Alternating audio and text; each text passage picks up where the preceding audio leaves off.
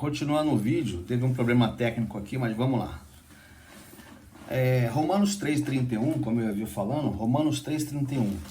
Então, existe um grupo de irmãos amados que diz que estamos na graça, não precisamos mais de lei.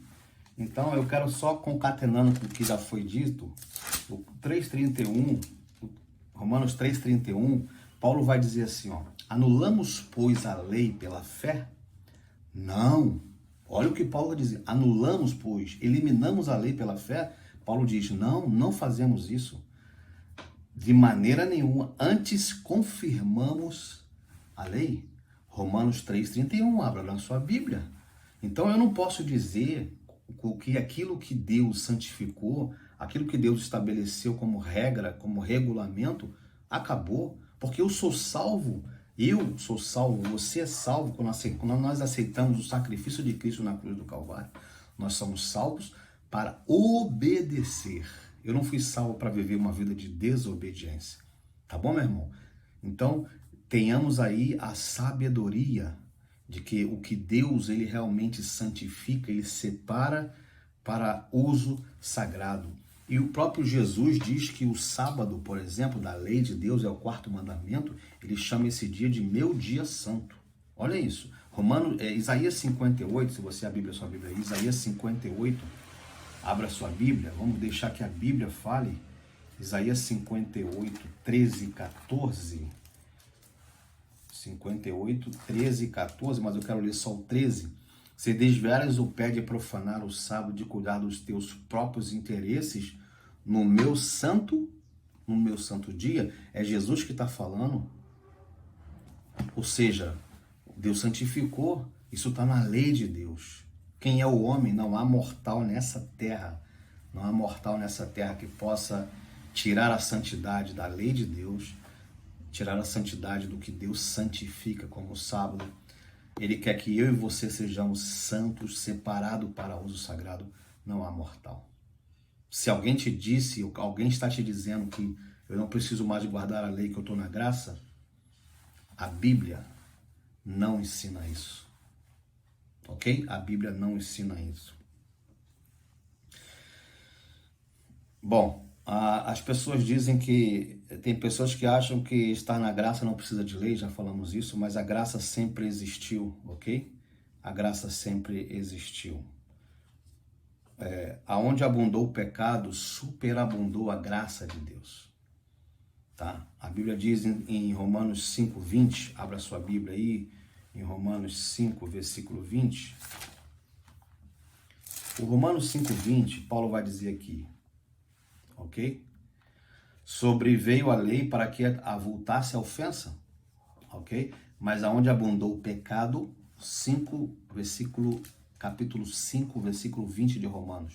Aonde abundou o pecado, superabundou a graça de Deus. Então, a graça existe desde o Éden. O primeiro ato de graça foi quando o homem pecou e Deus ele usou um cordeirinho para fazer a vestimenta do homem. Jesus matou um cordeiro substituto. Alguém morreu no lugar do homem. Isso era um símbolo de que Cristo, quando era um projeto da redenção, era o plano da salvação do homem. Abra sua Bíblia em Gênesis 3:21. Se você abrir a sua Bíblia em Gênesis 3:21, olha o que Deus falou, olha o que Jesus fez. A queda do homem, se você for ler o 21 aqui, ó, vai dizer assim: fez o Senhor Deus vestimenta de peles para Adão e a sua mulher e os vestiu. 3:21 de Gênesis. Primeiro ato de graça de Deus para o ser humano no pecado. Graça, 5:20 de Romano vai dizer, aonde abundou o pecado existe desde a Eva na terra, o pecado existe desde Adão e Eva. Aonde abundou o pecado, superabundou a graça existe desde o Éden. O primeiro ato de graça foi quando Deus mata um cordeiro, faz vestimenta de pele de cordeiro para Adão. Isso é graça. Alguém morreu em meu lugar, alguém morreu no lugar de Adão. É um exemplo da graça de Deus, ok? Então nós somos cobertos pela graça, somos salvos para obedecer. A pergunta que eu faço agora é: aonde abundou o pecado, o que é pecado? Quero que você responda para mim. O que é pecado, irmão? Mas eu não vou responder. Quem vai responder é a Bíblia. Ok? Abra sua Bíblia, 1 João 4. 1 João 3, versículo 4, perdão. 1 João, primeiro livro de João, antes de Apocalipse. Primeiro livro de João 3, versículo 4. Presta atenção no que a Bíblia diz. O que é pecado? O que é pecado, irmão? Responde para mim. Não. Quem vai responder é a Bíblia. O que é pecado? 3, versículo 4. Todo aquele que pratica pecado também transgride a lei. Opa! Aonde abundou o pecado, superabundou a graça. Então você está me dizendo, a Bíblia está me dizendo que aonde abundou o pecado, superabundou a graça. Então a Bíblia, todo aquele que pratica pecado também transgride a lei? Por quê? O verso diz, 3:4, porque pecado é a transgressão da lei. Opa! Olha que maravilha! Se pecado é a transgressão da lei e Adão pecou, então a lei existe desde o início. Porque a Bíblia diz aqui, porque pecado é transgressão da lei. E a Bíblia vai dizer que por um só homem entrou o pecado no mundo e todos passaram a ser pecador. O Romano 3:20 vai dizer, pela lei vem o pleno conhecimento do pecado. Então eu concluo, lendo a palavra de Deus, que aonde abundou o pecado, superabundou a graça. E aqui está dizendo que pecado é transgressão da lei. Então, se Adão pecou, ele transgrediu a lei. Sério, Joel? Você está falando? É a Bíblia que está dizendo. Mas a lei foi dada no Sinai, no Éden, no Sinai para Moisés. Será? Abra sua Bíblia em Gênesis 26. Gênesis 26. Gênesis capítulo 26. Nós já estamos terminando. Gênesis no capítulo 26, versículo 5. Presta atenção. Porque Abraão obedeceu a minha palavra, guardou os meus mandamentos e os meus preceitos e os meus estatutos e as minhas leis. Vou repetir. Gênesis 26, 5. Antes de Moisés.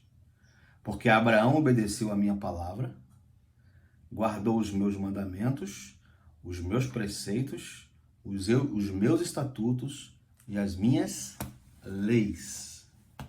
Abraão, antes do Sinai, Abraão guardou. A lei sempre existiu? Observa que a Bíblia me ensina a mim e a você que a lei sempre existiu. Quem é o homem para dizer nenhuma... O próprio Jesus disse que ainda que o céu e a terra passem, nem um jota nem um tio, Mateus 5, eu li aqui para você, pode ser tirado da lei. Então, como assim que as pessoas dizem que hoje eu não preciso mais de lei? Como assim que as pessoas dizem que eu não preciso mais da lei porque eu estou na graça? Mas a graça sempre existiu, mas a lei sempre existiu.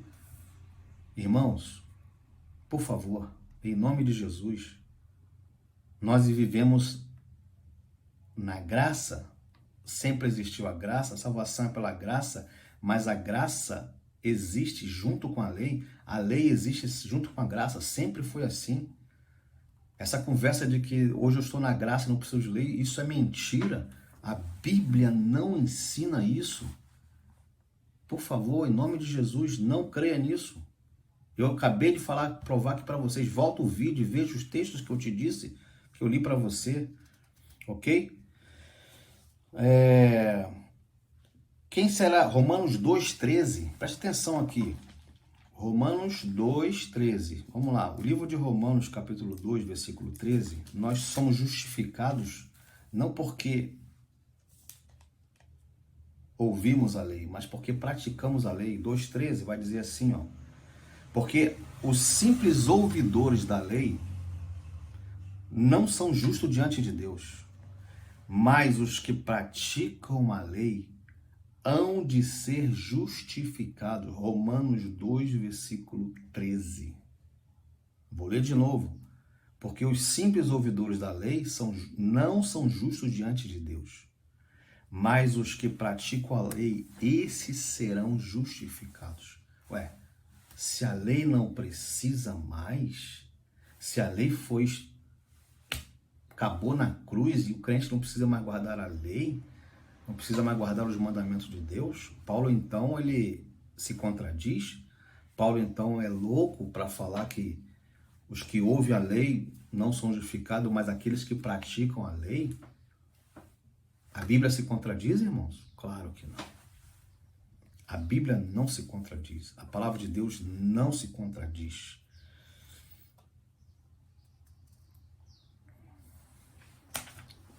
Profundo isso. Mas qual é o perigo? Qual é o perigo de você não ouvir a lei? Qual é o perigo de você não guardar a lei?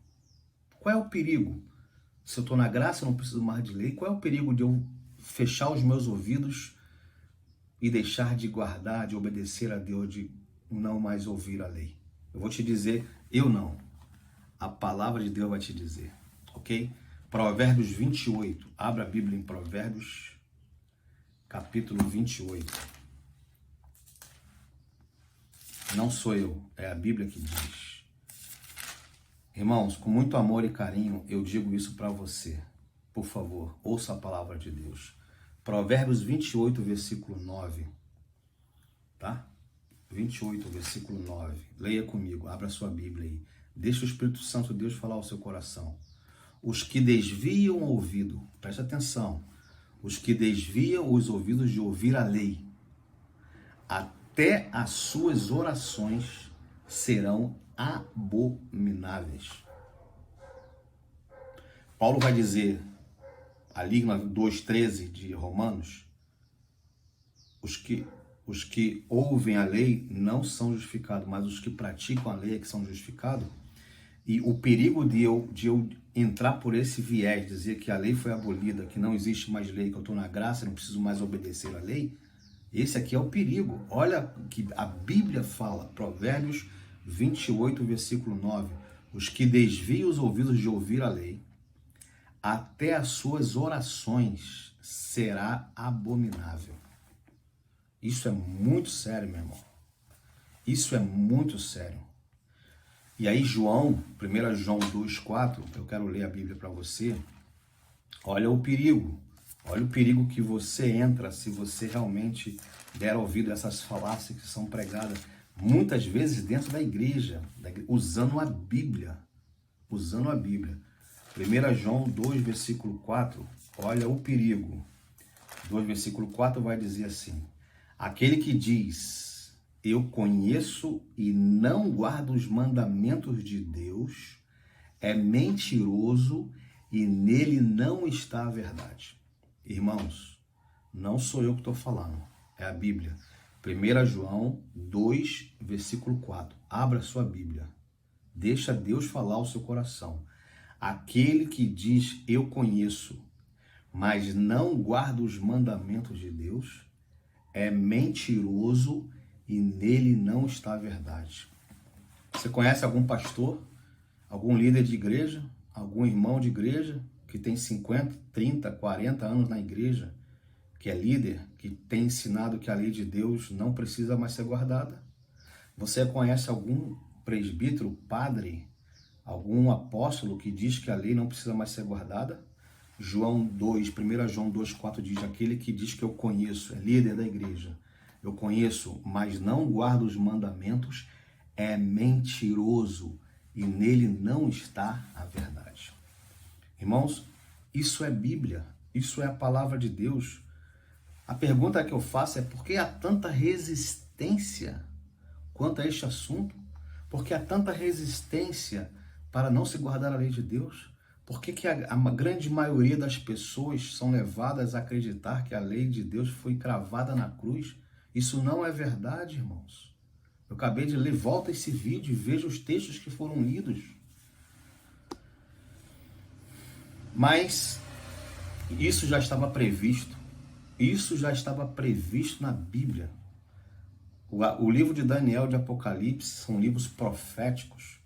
Livros que Deus deu a Daniel e a João na ilha de Patmos, que eles se completam E o livro de Daniel, de Apocalipse, diz que haveria um poder que surgiria nessa terra, que cuidaria de mudar o tempo e a lei. Eu quero ler isso para você. Abra sua Bíblia, Daniel 7. Daniel capítulo 7. Abra sua Bíblia. Daniel capítulo 7. Tá? Aqui vai dizer, Deus então, em algum momento da história desse planeta, deu ao rei Nabucodonosor a história da humanidade. A história da humanidade. E serve para nossos dias. Haveriam vários reis. Nabucodonosor, o rei de Babilônia, sonhou com uma estátua. E essa estátua tinha cabeça de ouro, peito de prata, quadril de bronze, pernas de ferro, pés de ferro e barro misturado. E haveria uma pedra lançada sem auxílio de mão, bateria no pé da estátua. E essa pedra, esse reino que viria, estabeleceria seu reino eternamente. Todos esses reinos passaram. O que está faltando nessa história? Somente a pedra sendo lançada sem auxílio de mãos, que vai tocar o pé dessa estátua. E hoje eu e você estamos vivendo nessa profecia, nos pés, dos dedos da estátua de Nabucodonosor. É Daniel capítulo 2, leia o livro de Daniel capítulo 2, 3, 4. Agora eu paro aqui no 7, no capítulo 7 de Daniel, versículo 25.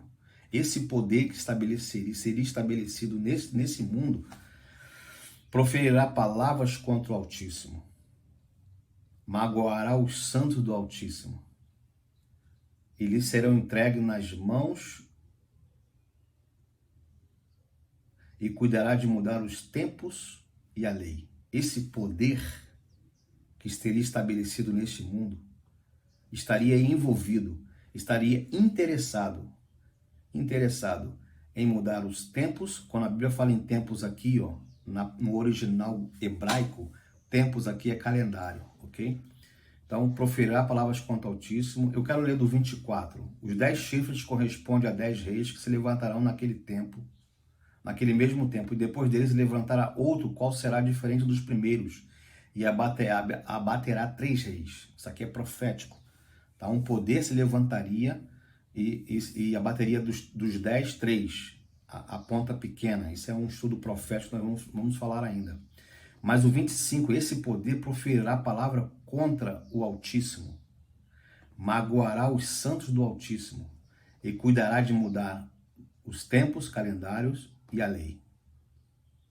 Opa, sério? É. A Bíblia diz para mim e para você que esse poder que estaria estabelecido nesse mundo tem o interesse de mudar o tempo, o calendário e a lei de Deus. É por isso que hoje existe muita gente sendo enganada e dizer que a lei de Deus foi abolida. Se você pegar a lei dos 10 mandamentos, a Êxodo capítulo 20, e você pegar o catecismo romano e colocar um do lado da outra, isso aqui é uma profecia. Se você botar a lei de Deus, os 10 mandamentos, de Êxodo 20, ou Deuteronômio 5, e botar o catecismo do lado da lei, você vai perceber que foi mudado. Cumprimento da Bíblia. Este poder cuidaria de mudar os tempos e a lei. Então, por exemplo, a lei de Deus diz: lembra do dia de sábado para o santificar, 6 dias trabalharás e farás toda a tua obra. Mas o 7º dia é o sábado do Senhor teu Deus. Não farás nenhuma obra, nem tu, nem teu filho, nem tua filha, nem teu servo, nem tua serva, nem teu animal que está nas tuas portas para dentro, porque em 6 dias fez o Senhor o céu, a terra, o mar e tudo que nele há, e no 7º descansou. Portanto, abençoou o Senhor o dia de sábado e santificou. O catecismo vai dizer: guardai domingos e festas. Um poder que se levantaria, Daniel 7, 25, e cuidaria de mudar os tempos e a lei. É sério isso? É sério isso. Ok? O calendário foi mudado. O tempo, essa palavra tempo, mudaria dos tempos, é calendário no hebraico, né? A palavra original. O dia começa na Bíblia, você for lá no Gênesis 1, capítulo 1, eu vou ler para você aqui, rapidinho, para a gente já ir para o final. Gênesis capítulo 1, versículo 1, abra sua Bíblia aí, vai dizer assim: no princípio criou Deus os céus e a terra, né? A terra era, porém, sem forma e vazia, havia trevas sobre a face do abismo, o Espírito de Deus pairava sobre as águas, e disse Deus, versículo 3, haja luz e houve luz, e viu Deus que a luz era boa, e fez separação entre a luz e as trevas, chamou Deus luz de dia, e trevas noite, e houve tarde e manhã o primeiro dia. Opa! Tarde, parte escura, e manhã, parte clara. Houve tarde e manhã o primeiro dia. E no segundo, houve tarde e manhã o segundo dia. E no terceiro, houve tarde e manhã no terceiro dia. E no quarto, houve tarde e manhã no quarto. E no quinto, houve tarde e manhã no quinto. Então, o dia começa à tarde, parte escura, quando escurece. Não é meia-noite? Não é meia-noite. É outro assunto que podemos fazer depois, outro vídeo. Tarde e manhã. Na tarde, quando o dia vai embora e começa ao pôr do sol, começa um dia. E manhã, o dia tem 24, dois períodos, a parte escura e a parte clara. Ok? Então, tarde e manhã é o primeiro dia, tarde e manhã é o segundo dia. Joel, mudar o calendário? Mudar o calendário. O dia não começa meia-noite. Um dia não começa meia-noite, segundo a Bíblia. Esse poder cuidaria de mudar o calendário, os tempos e a lei. Então, hoje vivemos no mundo, tá? No mundo em que esse poder se levantaria contra o remanescente, o povo, contra a lei de Deus e perseguiria. Eu acabei de ler para você. Volta ao vídeo e veja o Daniel 7:25. Leia, deixa o Espírito Santo de Deus cuidar dessa matéria para você, no seu coração. O Papa Gregório, hoje nós estamos vivendo no calendário gregoriano. Os seres humanos da Terra hoje, em 2022, estamos vivendo no calendário gregoriano. Então, o calendário existia, o calendário judaico, depois juliano, de Júlio César, depois o Papa Gregório XIII. Tá? O Gregório XIII mudou o calendário que é o calendário que a gente vive hoje. Tá? Mudou o calendário e mudou a lei, esse poder mudou o calendário. A maioria do mundo cristão aceitou essa mudança. A Bíblia não dá respaldo bíblico para você cumprir essa mudança.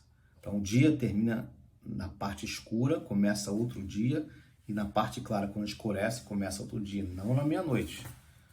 É assim que funciona, é assim que a Bíblia ensina, tá? Mas esse não é o assunto que a gente vai se aprofundar agora. Então, a lei foi mexida. O calendário foi mexido conforme a profecia de Daniel 7:25. Mas é interessante quando você abre a Bíblia em Mateus no Apocalipse 22, o último livro da Bíblia, 18 e 19, 22, 18 e 19. Olha a seriedade disso. Eu e todo aquele que ouve a palavra dessa profecia, deste livro, testifico.